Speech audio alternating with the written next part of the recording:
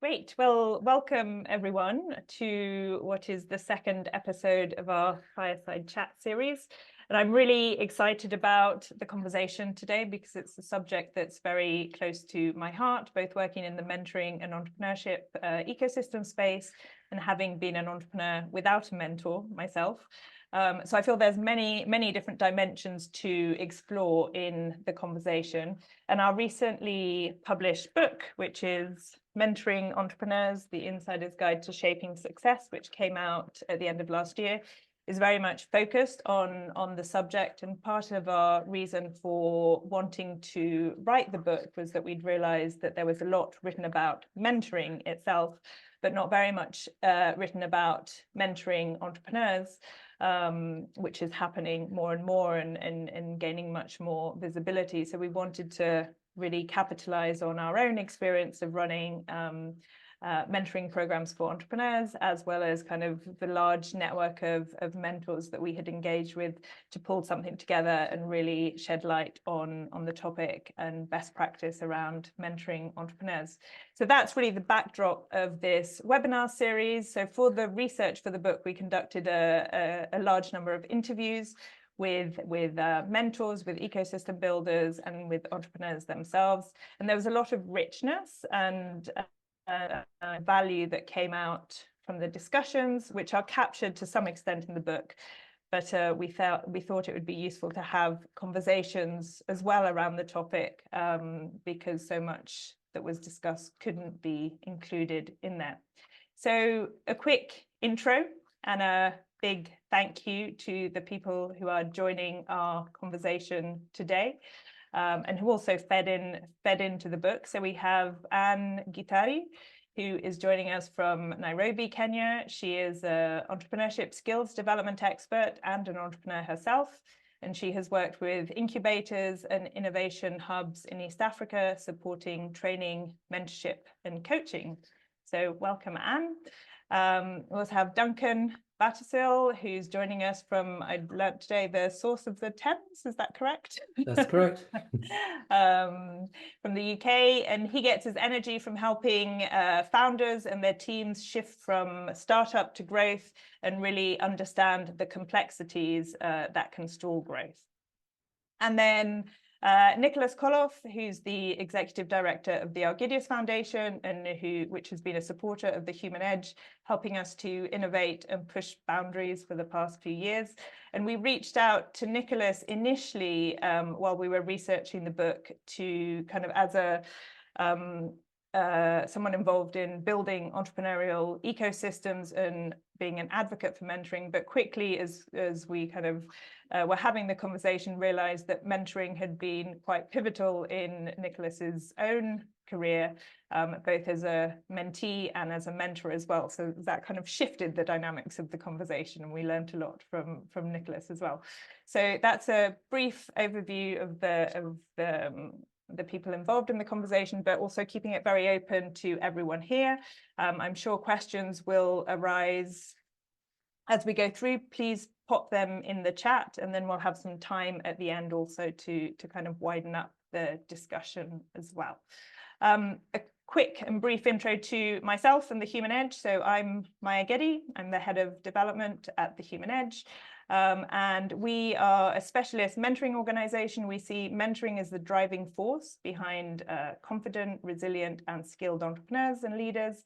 And we also see mentoring cultures as a critical part of connected and cohesive entrepreneurial ecosystems. We support mentoring at all levels, from running programs to skilling up mentors and mentees and building mentoring cultures within ecosystems. Suhana, we had a quick poll just to understand who's here and what curiosity has brought you here today. Yes. Don't know if please, I've just posted the link to Menti.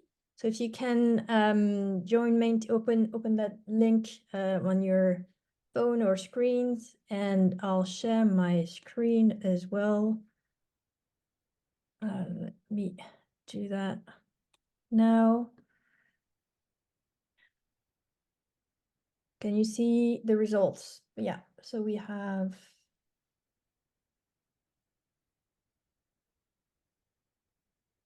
Okay, so, all right, thank you.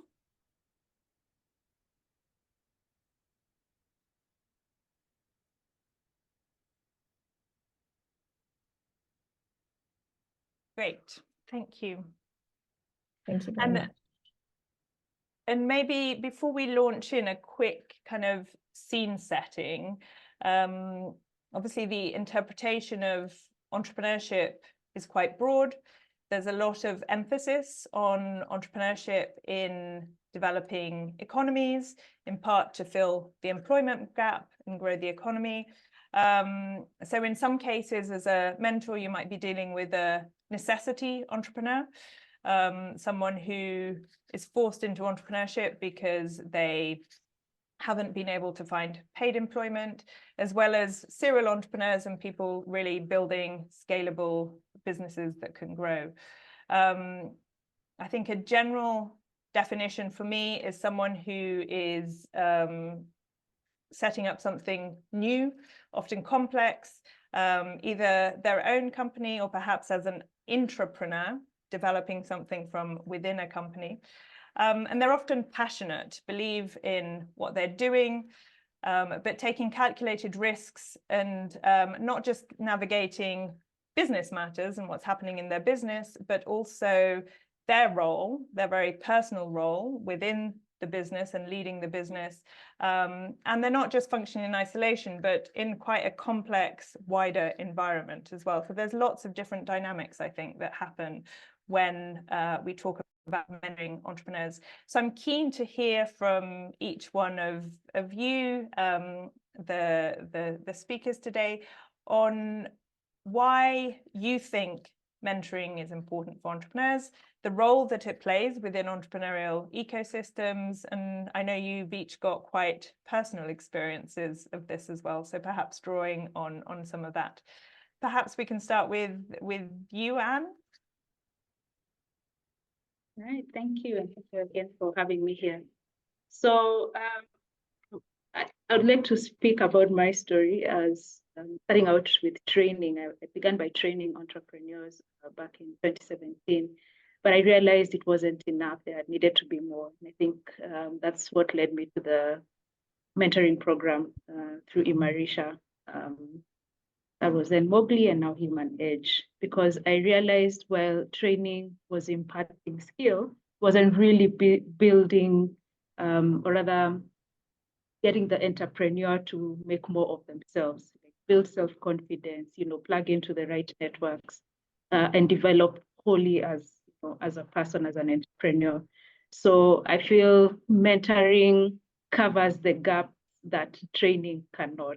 And I'm glad that I now have the mentoring skills to support my the entrepreneurs I train even further.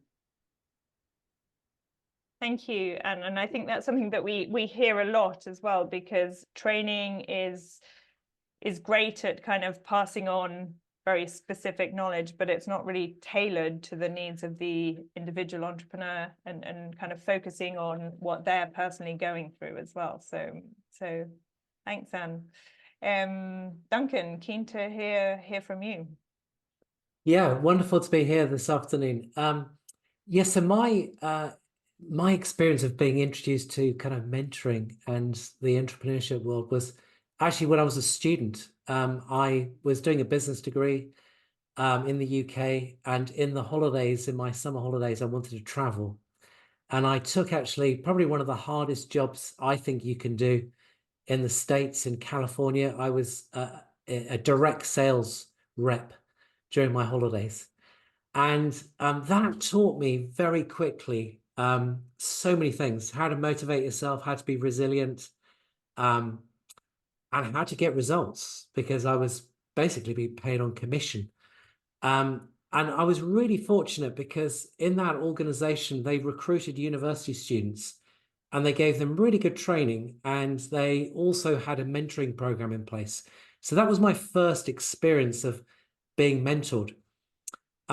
Forward wind about 5 or 6 years after I graduated, I got into the professional world, and in probably my late 20s, an opportunity came up where I was asked to effectively set up a new division for an American publishing business in the UK. And it felt like being in business for myself, but not by myself. And I reported to a board and a VP of sales in the States. And I was so blessed because I had probably 4 different mentors in the first 10 years of that experience, 2 of them on the sales side. And I'm forever grateful for them because they had this knack of helping Duncan take the pressure off myself when things were not going well. And they had the knack of knowing how to press the button to kind of kick me into the next gear when things were going well. So that was really wonderful. But it was actually through that experience that I actually really discovered the power of building your own external network. And those 2 mentors I referred to there were actually employees of the business in the States. But I actually also worked directly with an independent mentor who was a neuroscience kind of expert. This is back in the 90s, who was also a trained hypnotherapist. And I was one of his early clients.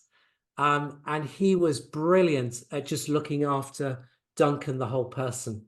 So those are 3 mentors that shaped my kind of career in my 20s and then late 20s, early 30s. And I now mentor and coach and provide support to all sorts of businesses, but also early stage businesses that are scaling up. So. Thanks, Duncan. That's a really, really nice story. And it kind of shows also kind of the circular nature of mentoring, that often some of the best mentors have been mentees themselves and can really understand how it was important in their own journey to then come on and be mentors themselves. So thank you. Thanks. And Nicholas, I know your story is shared in the foreword of our book, but probably not everyone has read that. Oh, shocking. It's really nice to be here. Yeah, well, I'll start with that particular story. So I was 30, I think, and I was sent off to what is now the Republic of North Macedonia with $3 million in one pocket and 2 telephone numbers in another pocket, and asked to establish a microfinance institution. And I'd never done this before. I'd never lived in a different country before for any extended period of time. I had a wonderful boss who was in Bulgaria, and I'd ring him every week and sort of burble at him, all the things that were going on and not happening or happening. And he would say, yes, it was like that for me in Bulgaria. But I also knew that if it was a real problem, he would get on the plane and come and help me and rescue me. But so I realized I really needed help, and I had connected with a remarkable woman based in the UK who had a lot of experience of financial institutions, often much larger financial institutions than the one I was seeking to establish. And she did what a very good mentor does. First, calm you down, pay attention, listen, enable out of that listening for you to begin to slowly prioritize what it is you think is really important, and then begin to help you design ways of moving forward and what do you need to tackle next, and what are some of the strategies you might use to tackle what you're trying to do next, and with the view, in her sense, of also a very strong sense of where it was you were trying to get to.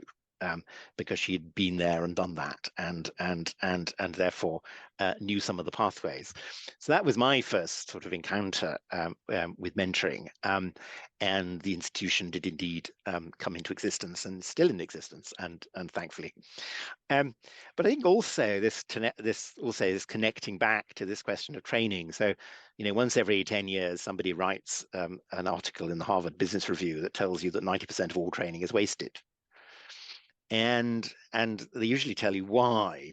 And why is that most people learn in response to a challenge or an opportunity, and they learn most when they've been helped practically to think about that challenge and opportunity and to begin to resolve it. And then they think, there's a skill I need, or there's something I need to know. So I need to reverse into what I need to know, not have this kind of problem again, or at least be better equipped to address it. And again, that's where mentoring comes in so well, in that sense of helping a person just clarify, well, what is the challenge or the opportunity I'm faced with? What are the kinds of ways I might want to approach it? And then in inviting people possibly to go off and learn what it is you need to know in order not to have that problem again. Great, thank you. And I'm just wondering, kind of within entrepreneurial ecosystems, so obviously Anne and Nicholas, you've worked Anne a lot in kind of East Africa, and then Nicholas in developing emerging economies, and Duncan, I know kind of you've focused on the UK, but kind of growing out more into the Middle East now. Wondering kind of within ecosystems and enabling ecosystems to grow, how you see the role does mentoring have an important role in enabling entrepreneurial ecosystems to grow and enabling entrepreneurs to be more connected? Yeah, I'm happy to kickstart. I think the answer to that is it's essential, because as Nicholas sort of explained, we can all go on a training program and we get some ideas and we get a framework and a model that'll be useful. But it's actually when we apply it, can we make sense if it failed for the first time of trying? And again, I'm just speaking from myself. In the first 10 years of my career, I made so many mistakes managing people, hiring people. It was the insight and the conversations I had with my mentors that I said, no, you didn't fail. That was just, the wrong person at the wrong stage. In 3 or 4 years from now, this person would fit perfectly in this organization. Now, it was quite a mature, kind of wise mind to kind of share that insight with me, because, I thought I was the problem. Sometimes I was the problem, but not always. So, going back to developing ecosystems, our networks that we make, the people we hang out with and the material we read really do define who we are. And if we're consuming good content and we're surrounded by people that are challenging us, supporting us, getting us to think differently, I think that makes us better, and that creates stronger networks and sort of fields around us. So that's my kind of take on it. Yeah, great. Yeah, and just to add to that, I think, again, just comparing training and mentoring, the way the ecosystem in East Africa is like, is you'd have training programs that could be half-day workshops, and then maybe as long as 3-4 months of training. But like Nicola said and Duncan said, you want to have mentoring taking place where an entrepreneur is actually building something and they're learning from their failure. They're learning from some, mistakes. And so the mentor is there to sort of help them navigate this new territory they're in until they get to actually be able to build this organization or, finally come up with this product. So, I mean, you cannot do without mentoring in this ecosystem. I think it would be useless, be pointless to just be training entrepreneurs and not supporting them further. And mentors can be able to do that because you have longer relationships. Even past that 1 year, 2 year stage, you can have a mentor for even close to 5 years as you build your startup. Thanks. And so that kind of brings me on to another question, which is really getting into a bit more the dynamics around mentoring entrepreneurs. And one of the, especially working in kind of developing economies, often developing new sectors, so possibly kind of the tech sector, which is coming up a lot in East Africa, you might not have people in the ecosystem who've been there, done that, who are kind of mentors who walk the path, right? So often we get comments around, it's very difficult to find mentors here, it's difficult to recruit mentors of entrepreneurs.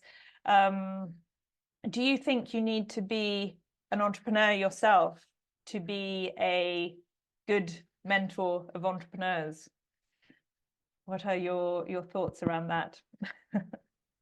I think to a certain degree, yes, because I think you have to have a sense of what are the generic repeating challenges that any new enterprise goes through as it grows. But I think you have to distinguish that from do you have to come from the same sector? And there was a very good study which was done by Endeavor Insights looking at tech ecosystems in a number of countries. They started with Silicon Valley and they went off to Lagos and Bangalore, and also did Nairobi in Kenya. And of course, one of the pieces they noticed about emergent ecosystems like Lagos and Nairobi were you don't have a critical mass of well-established tech businesses from which you could naturally draw accomplished entrepreneurs who had successfully built a tech business, and that was to a degree an impediment. But part of that impediment was people thinking that you had to have an entrepreneur who had built an identical or similar business. And so when people say, yes, I can't find a mentor, sometimes that means, well, I just can't find a mentor in the business that I'm in. And that's a barrier you really just need to get over, really, and just go, no. What I need is somebody who has been through this process of starting something and has been successful. And yes, there are certain things that I might need to learn about my particular business and my particular sector, which this mentor is not going to be able to help me with. But they are going to help me with all the kinds of issues that I'm going to think about, which are generic to everyone. So, who do I hire? What kinds of people do I hire? How do I hire them? How do I support them? How do I delegate to them as the business grows? What does selling actually look like? What's the difference between selling and marketing, and so on and so forth? All of which any business faces. So I think we can create our own kind of barrier, thinking, oh no, we must have a mentor who's done something similar to what I have done, and that's not necessary, because so many of these things just occur in every enterprise as it grows and develops. Yeah, I think I would echo exactly what Nicholas has said there. I think that if you have had experience in some element of being an entrepreneur or an intrapreneur, that gives you a degree of credibility, because you have experienced what it's like to only have 3 months worth of cash flow before the business or the organization that you're running is running out of cash. That's a very, very real experience that most entrepreneurs are going to go through at some stage. But what I would add is that I've been mentoring someone not so recently, 2 years ago, who is in a specific field, a very specific industry. And I know of a couple of individuals in that space that would provide what I call market mentoring experience. And so I think, coming back to Nicholas's point, I think, linking it to our ecosystems, a really good mentor knows when to enable that mentee to look at other sources or other people that can feed into that. So I think, having experience is definitely important, but we don't have all the answers. And so building that network is wonderful. And it just literally earlier in this month, I was at the World Web Summit in Doha. First time I've been to Doha before. And I just met so many fantastic people there. It's real, entrepreneurs setting up their businesses in the Middle East. Really exciting. But I met partners of big technology businesses. I met investors. And that's the sort of breadth of the ecosystem that we need to be building. So, yeah. And I guess that also links back to the role of the mentor, right? So is it, because quite often people, and I know Anne and you and I have had a conversation about this, people get very hooked up onto the actual details of their business, which is very important, but there's also so much broader than that, the role of the mentor, isn't it? Exactly. And it's good to remember you're not mentoring the business, you're mentoring the entrepreneur. And so what you want to identify is, what are the challenges? Is it a problem with selling? Is it a problem with building a product, prototyping? Is it networking? Is it fundraising? And if you can understand what the issue is, then you can be able to match the mentee with the right mentor who can actually help them walk or navigate that journey. And a lot of the times there are issues, underlying issues, holding back the mentee from growing. It could be issues of self-confidence. Maybe they lack their self-confidence. They have fear. Maybe they failed once and they're still trying to come, get over that feeling. So the good thing to remember is you're mentoring the individual, not the business.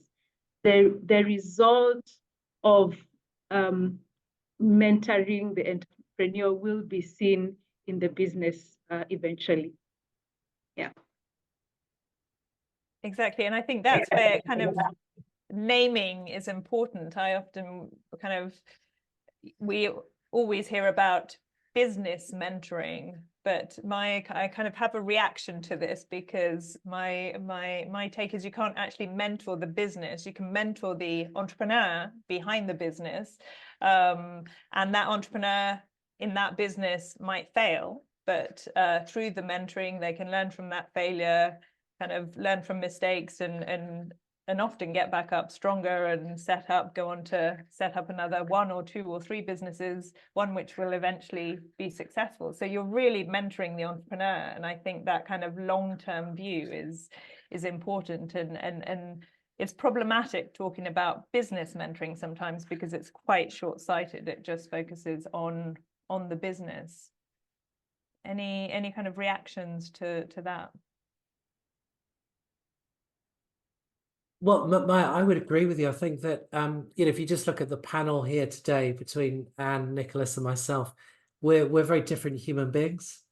And each of us probably has learned how to sell an idea or an investor on, a pitch concept.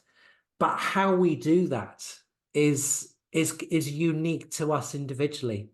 And I think that's the key role of where mentors come in, is you're working with the individual, with their personality, with their skill set, with the environment that they're operating in. And to me, that's the unique part. I for whatever reason, I have a really good mix of mentees that I work with that are male and female, and there's definitely a difference when you're working with different genders, and equally at different ages of entrepreneur, in terms of what's, mentoring a 24-year-old, my daughter who's setting up her own business at the moment, is very different to an innovator at a spin-out university who's a scientist who's in their 40s. And so we've got to remind ourselves, and I think Anne summarized it beautifully, you are mentoring the individual with where they're at that point in their life. And that's the exciting thing that makes mentoring, I think, really unique, because one way is not, well, there's many ways that you can do it. And I think that's really nice as well, because for mentors to actually realize, or potential mentors, people coming into mentoring, because we often hear as well people having a bit of imposter syndrome, seeing, okay, I'm going to be mentoring someone in a business that I feel that I know nothing about their particular kind of the details, especially if it's in something a bit more technical. And what value can I add to that? And so a lot of people probably refuse the call to mentoring because they feel that they don't have the answers, and actually that's not really your role as a mentor, coming in having the answers, but thinking that through with someone. I wanted to explore a little bit more around kind of the particular things that entrepreneurs face, and then kind of how that affects mentors. So obviously with entrepreneurs, especially startups, they're under a lot of pressure. The stakes are quite high. They've got kind of limited cash for a limited amount of time to make things work. They're often also ideas people. What do they focus on? And sometimes at the early stages, a jack of all trades, having to play in lots of different play lots of different roles. So as a mentor, what role can you really play in supporting entrepreneurs? Shall we start with you, Nicholas? Well, I think one of the most helpful things that was ever said to me was organizations and probably enterprises and also ourselves probably fail because we're not really clear about what we don't do as well as what we do. And so helping people think through well, what are my priorities, and how do I follow, how do I focus on particular things, and how do I drop doing things that I don't need to be doing? And of course, one of the moments in the life of an enterprise is always that moment when the individual entrepreneur has stopped being a jack of all trades. Because if they try to be a jack of all trades, they're going to implode, and they have to entrust some of those tasks to someone else. And so how to help somebody, recognize that they've arrived at that point, and well, what does it mean, and which of those tasks are you actually going to entrust to someone else, and what does it mean to tend the other person in their role and their responsibilities going forward. So I think one of the most valuable things a mentor can do is, helping a person, in one sense, slow down in order to be able to go faster. Find out what it is that really matters, and find out what it is both as a person and also as the enterprise. What do we need? What do I need to stop doing? But also what the enterprise needs to stop doing as well. And so where is its focus, and in order to be able to move forward, and certainly that sense in which creating a sense of there's actually more time than you think there is to be able to get this right. Now, very occasionally there isn't. I mean, you may be about to run out of cash in 2 months' time, in which case speed up perhaps decision making. But often it's actually the other side. It's actually, hang on a moment, this will go better if you are clearer about what your runway looks like and what you should focus on now. Great, thank you. I'm sure that speaks to many people.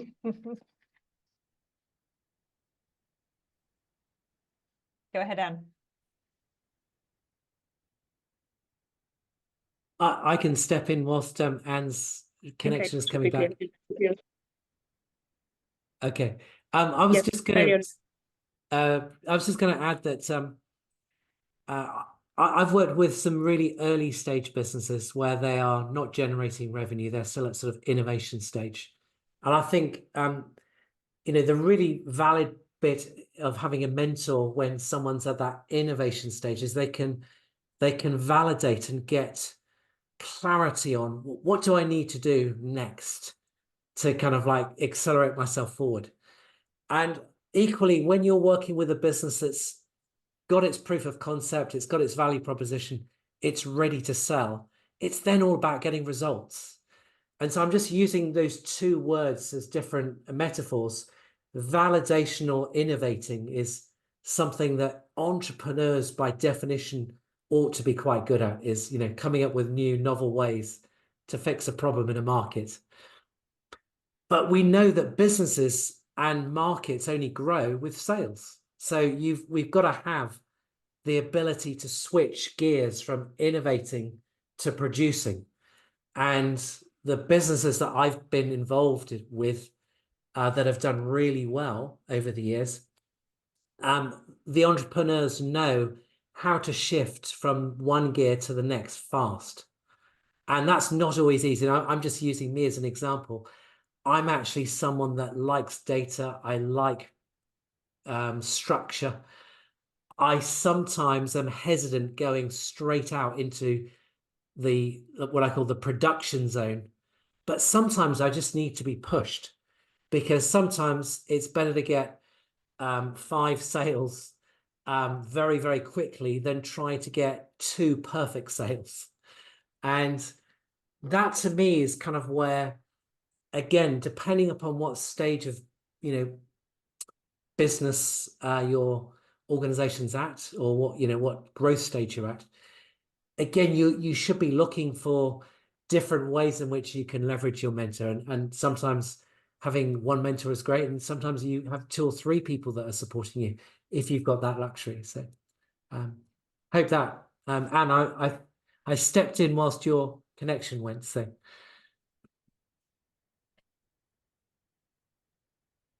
I'm actually still trying to fix it, so I'll allow you to carry on. Great, thanks. Yeah, I find it quite interesting because Nicholas, you were talking about the importance of slowing down, and actually, Duncan, you're talking about the importance of speeding up and being pushed sometimes, right? So, and I guess it's difficult for a mentor to know, okay, when do I slow someone down? When's the right time to make them create some space and really think through this? And when is the right time to push them to speed up? And I guess that's one of the tacit skills of a mentor, is to know what to do when. What kind of cues can you take? Kind of what helps you decide as a mentor which strategy to take? Well, for me, it's just really getting to know the individual, and again, just using myself as an example, I'm quite methodical. I'm quite structured, so I could be accelerated quite easily, and a lot of the people I mentor sometimes are trying to run before they can walk. So that ability to recognize that and just say, well, slow down. Okay, just exactly who are you trying to sell to? What is it that they are going to want from this service? What's important to them? So I think it's reading the individual, and it's like any pendulum or seesaw. Both sides are right, and our job as mentors is to look at where's the leverage point that's going to help this individual the most. I'm sure Nicholas has got something to add to that, and Anne as well. Well, I suppose part of it is also, I'm engaging people's aspirations. I always remember being in Senegal and talking to an entrepreneur who had a shop that made clothes, and so I asked, what was their expectations, and their expectations were, world conquest, basically. and it was a good cue to say, well, yeah, that's great, but what about your second shop? What about the second shop? Let's think about the second shop. So, and of course, the external environment can also give you cues about, what is the environment in which the entrepreneur is actually working in, and that sense of, what is it driving you to, is also a good cue. And that sense, I think, also, and Duncan said very well, yeah, I mean, it's getting to know the individual, it's having a sense of their drivers, and a sense of, well, which are the best way of nudging somebody if necessary, or drawing them forth, or drawing them back, and how do you do that? And also, I think recognizing that, you know, the where the person is in terms of the stage of the enterprise. You know, is this a startup? Is this maturation? You know, where are we in that stage? And many of the conversations I had, interestingly, have been in family businesses where the whole conversation is about, well, you know, what succession look like, and which is a whole, you know, another different space. You know, it's the enterprise is there. It's in a moment of transition because, you know, one generation is giving over to another generation. That is often incentivized by something happening in the marketplace. So we've got it to this stage, but now it's a different space, and, you know, I think the new generation needs to be able to manage that. And so, you know, a lot of the conversation is around, well, you know, how do you manage your parents, and who manages whom at which point, and do they genuinely want to let go, and what does that look like? And so all sorts of questions. So it is very much also dependent on, you know, where we're thinking of. And I think also the recognition, I think that mentoring just goes on and on. So, you know, my initial mentor, all of those years ago, for what is now the bank in Macedonia, she provides mentoring to the CEO of one of the world's largest banking groups. So she's still at it in her 80s, and a person who is into their 60s is still, you know, receiving support from an accomplished mentor of a very large and very established institution. So it crosses the whole spectrum of both the organizational spectrum, but also the age spectrum of the person. Nice, yeah, and that links in very closely to the topic of our last webinar, which was around once a mentor, always a mentor. You both in terms of the long-term relationship, but kind of what you get out of it. And Anne, we've got you back, so that's great. So just so that we leave a little bit of time for questions, a final thing that I'd like to hear from each of you, unless Anne, you've got something to add, you can also add to the previous discussions, is what value you get personally from working with entrepreneurs, from mentoring entrepreneurs. What do you get out of it? And then we'll move on to questions. All right, I can start. So I want to paint a picture of the entrepreneurship landscape in Kenya. I think sometimes when we speak of it, then you all think these are very tech, you know, innovative entrepreneurs. But there's also more of those entrepreneurs who are coming to these programs are micro enterprises doing everything from, you know, food, selling handkerchiefs, school uniforms. So it's all sorts of businesses just trying to fit into the society and what, you know, the society needs. And when such entrepreneurs approach someone like me, they say, oh, I need you to be my mentor. They're not very specific about what it is they want in terms of mentoring. So how I help them as a mentor is to get specific on where it is, what they should be focusing on based on what it is they want to achieve given a period of time.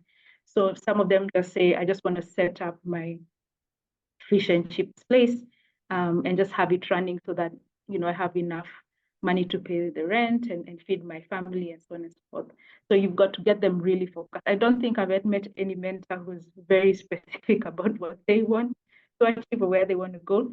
So my job is to help them get, you know, focused and allow them to just paint a picture for themselves of what success looks like, and then it's sort of, you know, figure out the milestones to how they get there. And that's very useful. Sometimes you find mentors just run away from this, thinking, what do I know about running a fish and chip place or a car wash?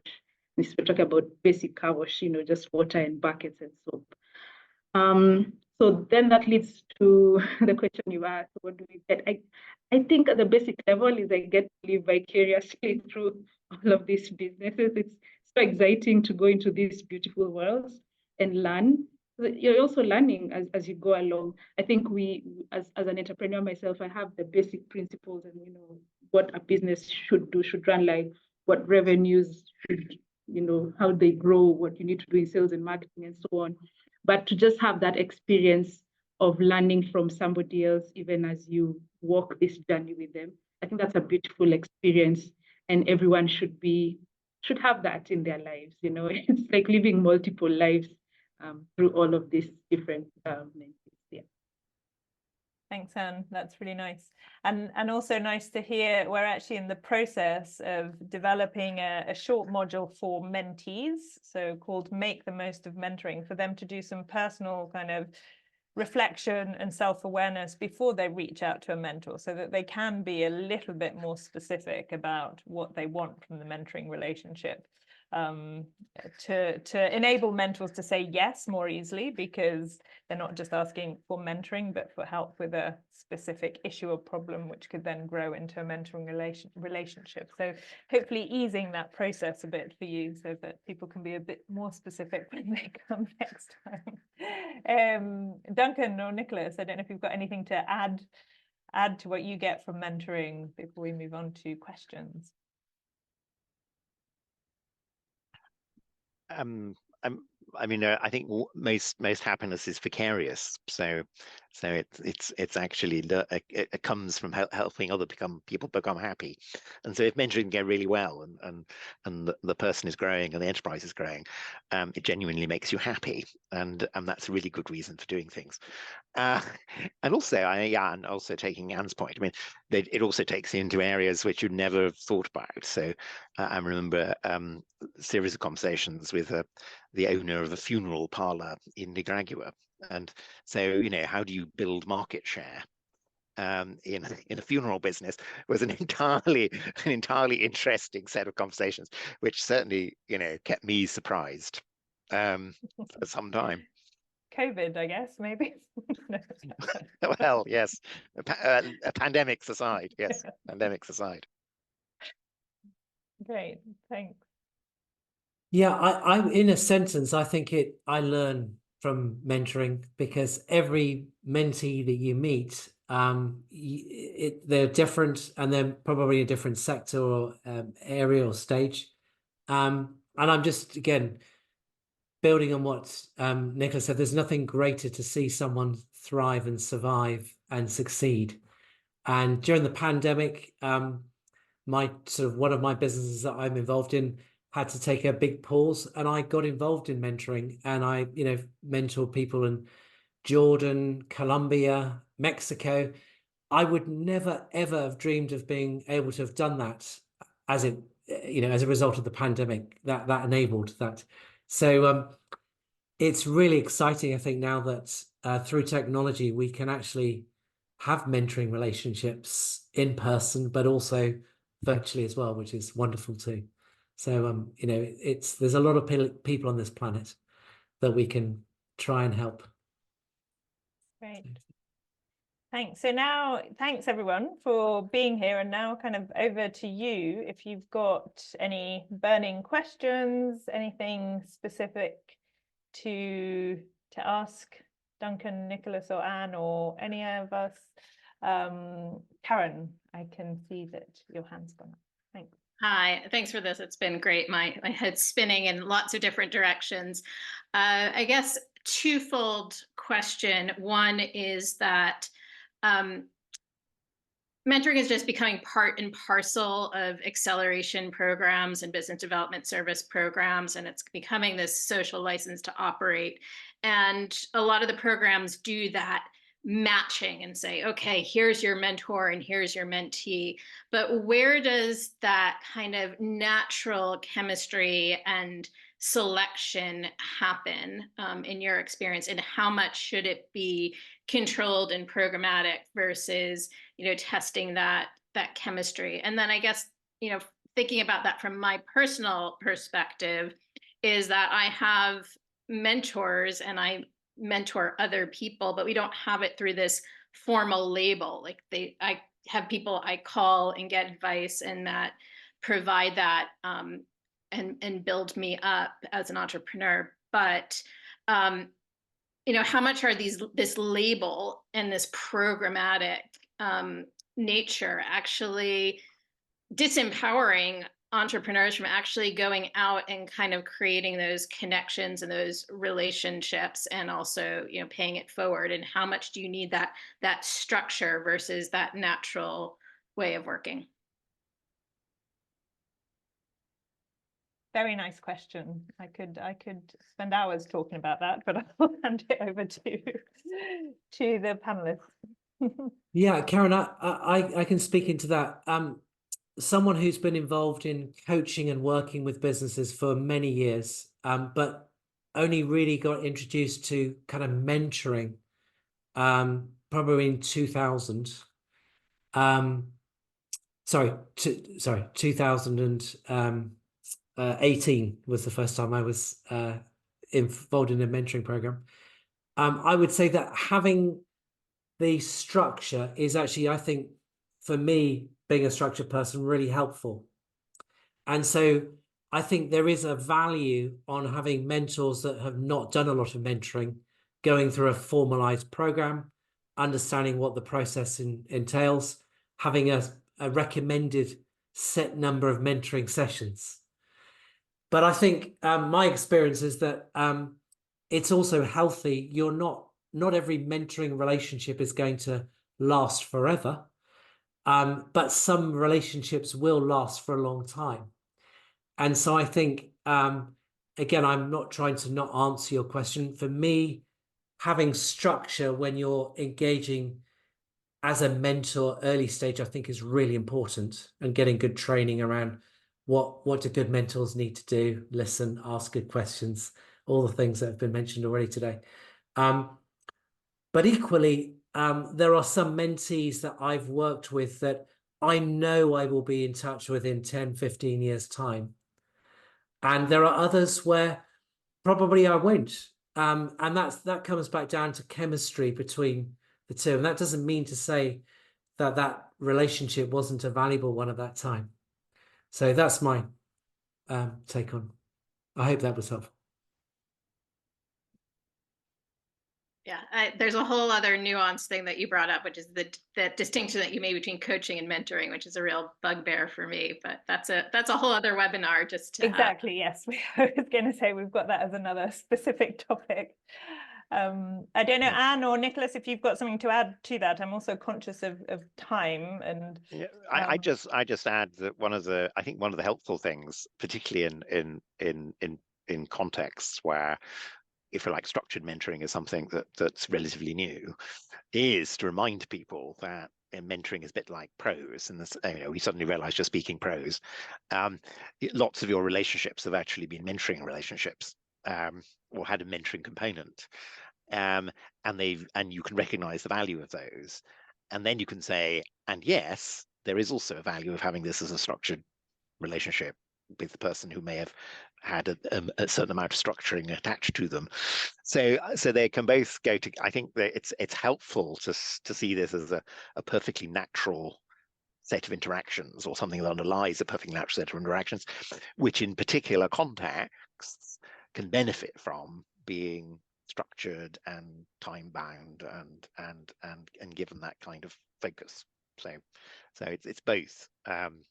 And you can move between both as well, but sometimes it's just really helpful to have a structured set of interactions. But some kind of chemistry, I think, and I think part of the acceleration piece, how do you help accelerators better able to think that the mentoring relationships is about thoughtful, reflective matchmaking, not just, oh, here's a mentor. Have one. We have a pool, we have a group of people. It is about, there is a certain amount of chemistry involved. Yes, it's possible to turn somebody down because they might not be the right person, because the chemistry just doesn't work. And so to see that as a process rather than kind of a singular event. And I think it's around chemistry, but also kind of enabling them to build that kind of trust-based relationship at the beginning. And I think the best mentoring relationships often come about organically, as you say, kind of reaching out to someone, but you have to create a culture of mentoring. And where there's not a culture of mentoring, or people don't necessarily have a clear mental mind map of what good mentoring is, even if they have been involved in that kind of on their day-to-day, then structured programs have an important role to play in enabling people to build those skills of mentors. But yeah, maybe this is a whole topic for a webinar, because I think there's a lot of different areas to explore. We're running out of time, and I think Suhanna's got something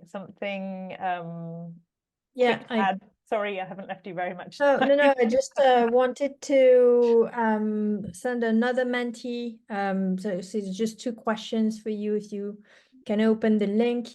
And also just wanted to